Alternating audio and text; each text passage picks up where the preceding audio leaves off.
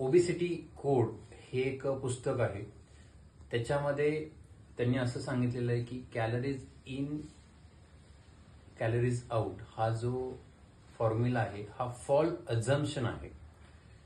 याच्या मागे रिझन आहे की बॉडी ही मशीन नाहीये, एक अडॅप्टिव्ह सिस्टीम आहे.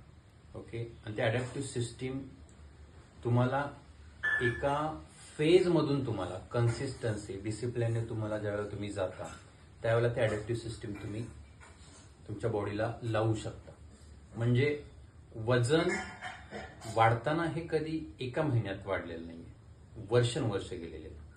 आणि वजन कमी करताना पण डोक्यात एक फॉर्म्युला लक्षात ठेवतो, कॅलरीज इन कॅलरीज आउट. ज्यावेळेला तुम्ही कॅलरी इनटेकचा रेशो हा कमी करता त्यावेळेला बॉडी सुद्धा कॅलरीज आउटचा जो रेशो आहे त्या पद्धतीनेच तुमचा रिॲक्ट करतो.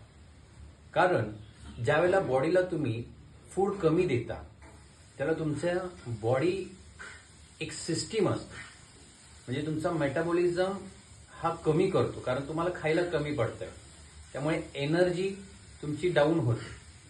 त्यानंतर थकवा वाढतो, एक्सरसाइज परफॉर्मन्स हा तुमचा कमी होतो, हार्मोन्समध्ये बदल होतात.